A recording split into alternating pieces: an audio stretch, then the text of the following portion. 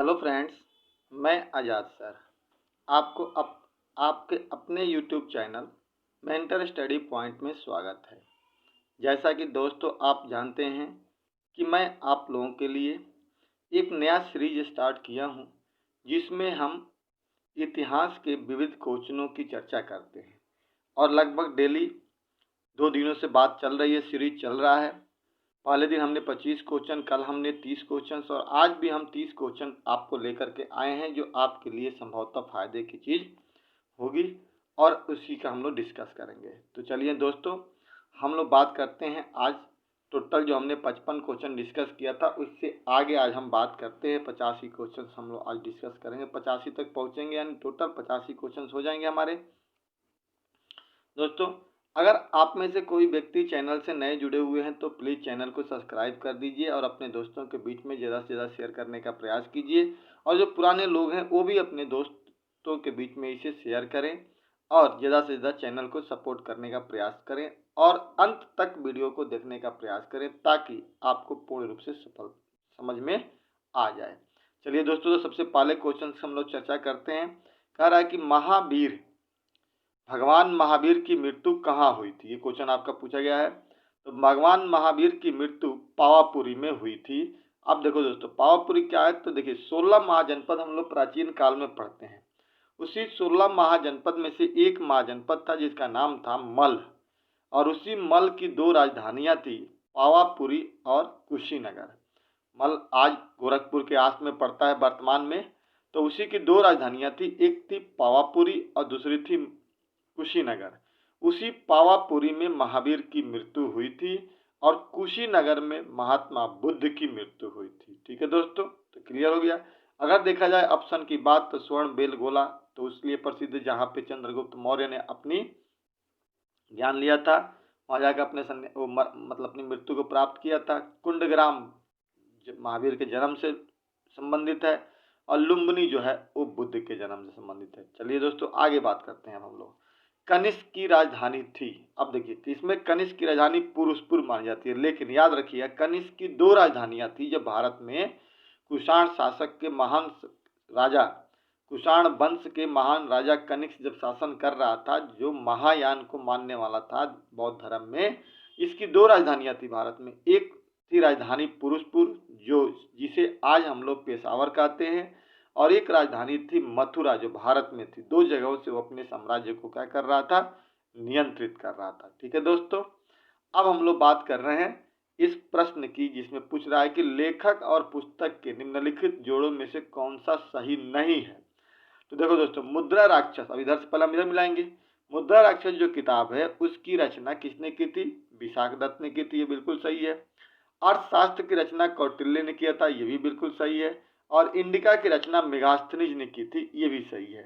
ठीक है दोस्तों, अब रही रत्नावली। रत्नावली की रचना नागार्जुन ने नहीं किया था। रत्नावली की रचना दोस्तों हर्षवर्धन को कहा जाता है कि हर्षवर्धन ने किया था, क्योंकि हर्षवर्धन ने 3 किताबें लिखी थी। ऐसा माना जाता है हर्षवर्धन जो था वो 3 किताबें लिखी थी, जिसको हम लोग शॉर्टकट में याद करने के लिए एक तरीका करते हैं, जिसका नाम है PNR। इससे हम लोग याद रखते हैं। P से था प्रिदर्शिका, N से था नागदशक और R से था रत्नावली।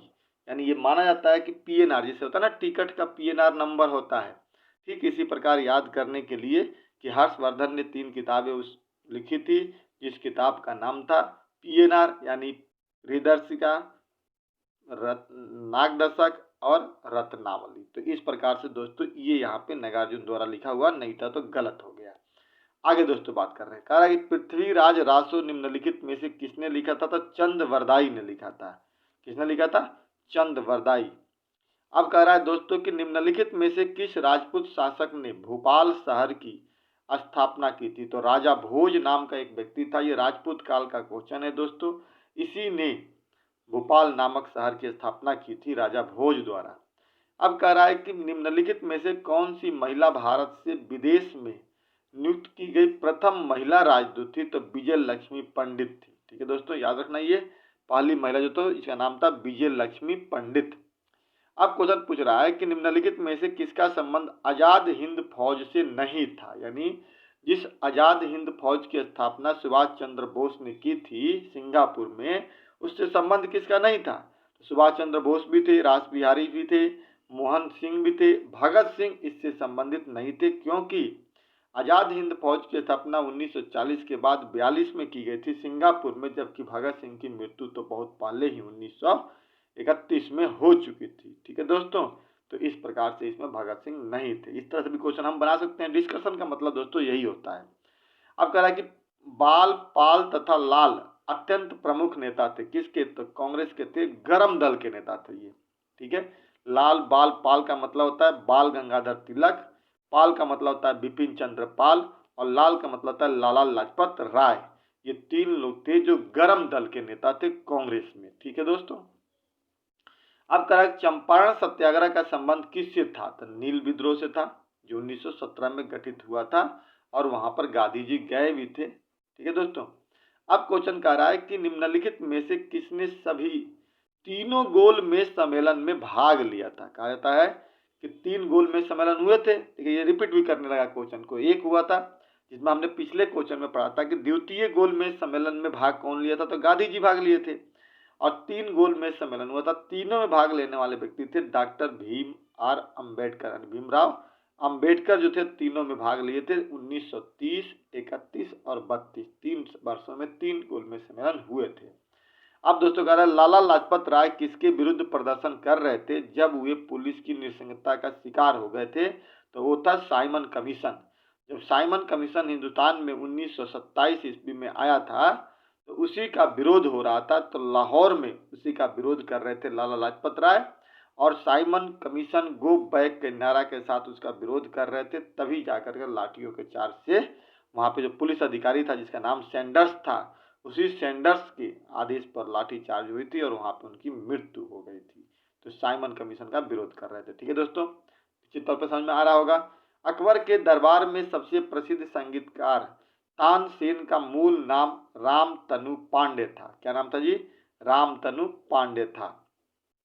अगला क्वेश्चन है दोस्तों, मुगल चित्रकारी ने किसके शासन काल में प्रकाष्ठा प्राप्त की थी। देखिए फिर ये क्वेश्चन रिपीट हो गया है। ये क्वेश्चन जहांगीर के समय हुआ था, हमने भी पहले इसको डिस्कस कर दिया। तो देखिए ये बहुत ही इंपॉर्टेंट क्वेश्चन है जो बार बार रिपीट करता है चित्रकला को लेकर के। अगला क्वेश्चन है दोस्तों कि टंका या रुपया चांदी का सिक्का निम्नलिखित में से किसके द्वारा चलाया गया था, शेरशाह सूरी के द्वारा चलाया गया था। ठीक है दोस्तों, अब एक अगर क्वेश्चन अगर आ जाए टंका और रुपया चांदी का बात अगर की जाए, जीतल और टंका की बात की जाए, तो उसको इल्तुतमिश ने चलाया था, यहाँ पर शेरशाह सूरी चलाया था। शिवाजी के प्रशासन में पेशवा कहा जाता था, किसको कहा जाता था, तो प्रधानमंत्री को। मैंने आपको याद होगा पढ़ा रहे थे जब हम आपको मराठा, तो उसमें कहा था कि शिवाजी के अष्ट प्रधान होते थे। उस अष्ट प्रधान में सबसे पहला व्यक्ति जो होता था वो पेशवा होता था, जो राजा के बाद बिल्कुल द्वितीय होता था और प्रधानमंत्री के रूप में जाना जाता था। अगला क्वेश्चन दोस्तों है कि ईसा पूर्व द्वितीय शताब्दी में कागज बनाने की कला किसने खोजा था, चीनियों ने। सबसे पहले चीनियों ने इस बात को खोजी थी, ये तो सत्य बात है दोस्तों। अब कह रहा है कि प्राचीन काल में निम्नलिखित में से कौन कलिंग का एक महान शासक था। कलिंग जिसको अशोक ने जीता था 261 ईसा पूर्व में, अशोक ने कलिंग पर आक्रमण किया था, जिसमें लाखों लोग मारे गए थे, कईयों लाख लोग घायल हो गए थे। ठीक है ना, वो कलिंग पर एक राजा शासन करता था जिसका नाम था खारवेल। क्या नाम था दोस्तों, खारवेल नाम था। तो उसी पर अशोक ने आक्रमण किया था। इसकी जानकारी हमें अशोक के 13वें शिलालेख से प्राप्त होती है। अगला दोस्तों क्वेश्चन है कि निम्नलिखित में से विद्या की सबसे पुरानी पीठ कौन सी मानी जाती है, तक्षशिला। तक्षशिला विश्वविद्यालय था जहां से चाणक्य भी पढ़ा हुआ था। चाणक्य का नाम हम लोग प्राचीन भारत में पढ़ते हैं, मौर्य साम्राज्य के समय में वहीं के पढ़ा लिया तक्षशिला। नालंदा भी विश्वविद्यालय था, विक्रमशिला भी था हमारा, लेकिन तक्षशिला पुराना विश्वविद्यालय माना जाता है। अब दोस्तों अगला क्वेश्चन है कि मोहनदास करमचंद्र गांधी को महात्मा की उपाधि किसने दी थी, तो रविंद्रनाथ टैगोर ने दिया था। कब, जब गांधी जी चंपारण गए थे उसी समय उनको दिया गया था, बाप महात्मा का करके रविंद्रनाथ टैगोर ने संबोधित किया था। कह रहा है कि भगत सिंह, सुखदेव और राजगुरु को किस मामले में फांसी की सजा दी गई थी? तो लाहौर षड्यंत्र मुकदमा। हालांकि इन्होंने बम फेंका था, सुखदेव और भगत सिंह। राजगुरु तो उसमें नहीं थे, लेकिन बम फेंकने में कौन थे? भगत सिंह थे। और उसी बम के फेंकने के बाद इनको पकड़ लिया गया था, लेकिन इन पर मुकदमा चलाया गया था, लाहौर षड्यंत्र मुकदमा, जब इन लोगों ने 1928 में सैंडर्स की हत्या की थी। तो वही सैंडर्स जिसके कहने पे लाठीचार्ज हुआ था और लाला लाजपत राय की मृत्यु हो गई थी। ठीक है दोस्तों। अब कह रहा है कि भारतीय राष्ट्रीय कांग्रेस का प्रथम अंग्रेज अध्यक्ष कौन था? जॉर्ज येलो, जो 1886 ईस्वी में बना था और उस समय अधिवेशन इलाहाबाद में हुआ था। शिवाजी के संरक्षक कौन थे? ये भी दोस्तों मैंने आपको पढ़ा रखा है, जब शिवाजी पढ़ा रहे थे, दादाजी कोंडदेव। तो देखिए कैसे क्वेश्चन बन रहे हैं। अगला कह रहा है कि सालबाई की संधि किन दो पक्षों के बीच हुई थी? तो दोस्तों ये भी आपको याद होगा कि हमने पढ़ाया था जब मराठा संघर्ष पढ़ा रहे थे, तो हमने कहा था सालबाई की संधि 1782 ईस्वी में अंग्रेज और मराठों के बीच हुई थी, जिसके माध्यम से अंग्रेज और मराठों के बीच में युद्ध विराम 20 सालों के लिए रुक गया था। याद आ गया कुछ? उसी समय जब हमने बताया था ना कि अंग्रेज जो थे अमेरिकी क्रांति में भी फंसे हुए थे, उधर हैदर अली से भी लड़ाई चल रही थी, तो इधर इन्होंने क्या किया था? मराठों से संधि करके 20 साल के लिए अपने आप को स्टॉप कर लिया था। कह रहा है कि सिखों के किस गुरु को सच्चा बादशाह की संज्ञा दी जाती है? अर्जुन देव को, गुरु अर्जुन देव को। ये भी हमने सिखों के 10 गुरु पढ़ाते समय आपको बताया था। अगला क्वेश्चन कह रहा है दोस्तों कि भारत में यूरोपीय शक्तियों के आगमन का निम्नलिखित में से सही क्रम कौन सा है? तो सबसे पहले दोस्तों पुर्तगाली आए थे, फिर उसके बाद डच आए थे, फिर अंग्रेज आए थे, फिर फ्रांसीसी आए थे। ऑप्शन बी सही होगा इसमें। कह रहा है कि मौर्य वंश के संस्थापक चंद्रगुप्त मौर्य की मृत्यु कहाँ हुई थी?